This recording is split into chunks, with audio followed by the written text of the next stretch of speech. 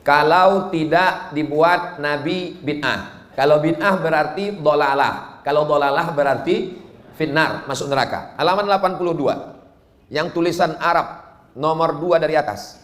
Annahu kana yusalli fi kulli yaumin wa lailatin alfa raka'atin ila an mata. Ali Zainal Abidin tiap hari salat 1000 rakaat sampai mati. Wa kana yusamma Zainal Abidin li ibadatihi. Dia dikasih nama Zainal Abidin karena saking banyak ibadahnya. Nama dia Ali, nama ayahnya Husain. Nama ayah Husain itu Sayyidina Ali, nama emaknya Fatimah, nama ayahnya Sayyidina Muhammad sallallahu alaihi wasallam. Kalau kita pakai kaidah tadi, kalau tidak dibuat Nabi bid'ah, kalau bid'ah dolalah, kalau dolalah masuk neraka, berarti cicit Nabi masuk neraka. Saya sebetulnya awalnya mau menyusun orang-orang yang masuk neraka gara-gara kaidah 5 jari.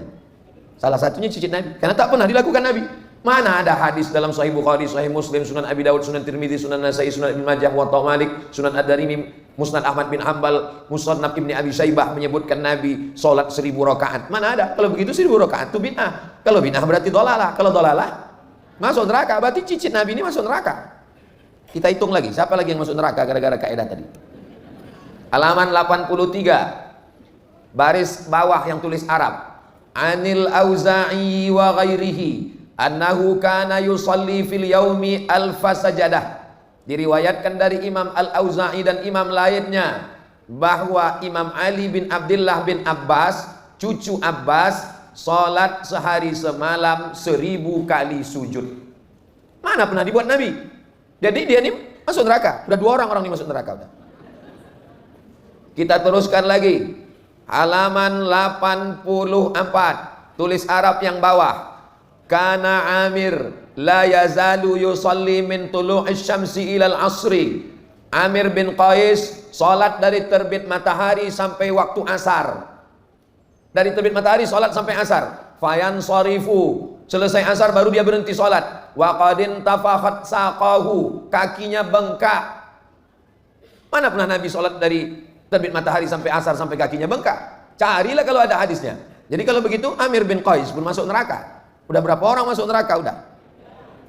Itulah makanya orang tuh menunjuk aja kau masuk neraka. Sedang ulama-ulama cucu cicit Nabi masuk neraka, apalagi lah Abdul Somad. Halaman 86. Tulis Arab yang bagian atas. Kana Baqi, maksudnya Baqi bin Makhlad, yukhtimul Qur'ana kulla lailatin. Baqi bin Makhlad tiap satu malam khatam Quran fi salasa asyrata rak'ah. Fi salasi asyrata rak'ah, khatam Quran dalam 13 rakaat. 13 rakaat khatam Quran. Wa kana yusalli bin nahari mi'ata rak'ah. Salat siangnya 100 rakaat. Wa yasumud dahra, dan dia puasa tiap hari tak pernah makan. Bid'ah ini tak dibuat Nabi. Dolalah, masuk neraka. Udah berapa orang masuk neraka? Ibu tinggal hitung aja lah berapa orang masuk neraka malam. Halaman 87. Qala Abdullah, maksud Abdullah di sini Abdullah bin Ahmad bin Hanbal. Kalau ada dalam kitab Musnad Ahmad bin Hanbal qala Abdullah, itu maksudnya anak Imam Ahmad bin Hanbal. Kalau ada Abdullah tak pakai bin dalam Sahih Bukhari, itu namanya Abdullah bin Mas'ud. Abdullah dalam Musnad Ahmad maksudnya Abdullah bin Ahmad, anak Ahmad bin Hanbal. Apa kata dia?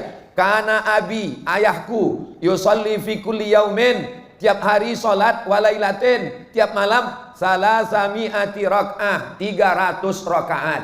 Imam Ahmad bin Hanbal salat sehari semalam 300 rakaat. Bid'ah, tak pernah dibuat Nabi. Tunjukkan hadisnya Nabi salat 300 rakaat. Tak ada. Imam Ahmad bin Hanbal masuk neraka.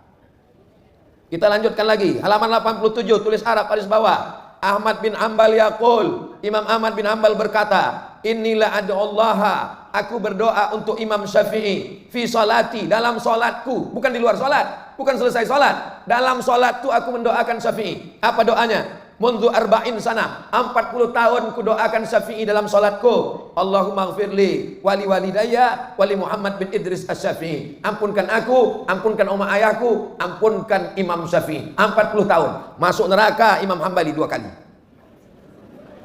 2 kali masuk neraka gara-gara kaidah tadi.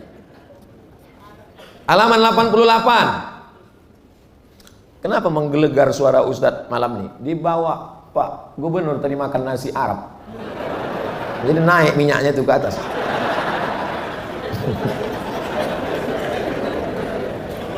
Halaman 8, biar jangan serius sekali bapak-bapak. Halaman 88 baris atas.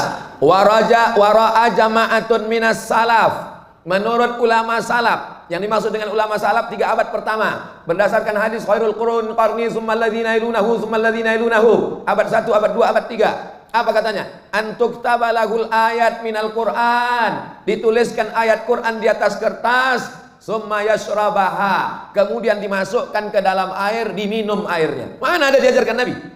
Masuk neraka orang nih. Di Makkah banyak jual mangkok ayat kursi. Mangkok ayat kursi, saya pun beli. Saya udah berapa kali masuk neraka gara-gara mangkok itu. Nih, salaf nih buat. Qala Mujahid. Mujahid berkata, Nabi punya sahabat namanya Abdullah bin Abbas. Abdullah bin Abbas punya murid. Ada nama muridnya Ikrimah, ada nama muridnya Ad-Dhahhak. Salah satu nama muridnya Mujahid. Apa kata Mujahid? La ba'sa an yuktabal Qur'an. Boleh menuliskan ayat Qur'an. Wa yaghsilahu. Air dari tulisan ayat Quran itu dimandikan, wa yusqiyahul maridha, dikasih minum ke orang yang sakit. Bid'ah ini, mana pernah dibuat Nabi? Masuk neraka Mujahid. Enak kali masukkan orang ke neraka memang. Itu maka orang itu bisa pengajian satu malam 5-10 masjid. Orang isinya neraka, neraka, neraka, neraka. Halaman 89. Fa idza faragha minas salati, kalau selesai dia salat, asna 'ala Allah, dia pun memuji Allah. Wa man hadara bima warada min qawlihi Allahumma antas salam. Selesai itu, summa yastaqbil summa yaqbilu 'alal jamaah, summa ya'ti bit tahlilat. Kemudian dia bertahlil. Kemudian dilanjutkan pada halaman 92 baris paling atas. Fara'aituhu yaqra'ul Fatihah. Aku melihat Imam Ibnu Taimiyah membaca surat Al-Fatihah wa yukarriruha, diulangnya Al-Fatihah dari habis salat subuh sampai terbit matahari, 45 menit. Dari azan subuh ke terbit matahari antara 45 menit sampai sejam. Ibnu Taimiyah membaca Fatihah dari habis salat subuh sampai terbit matahari.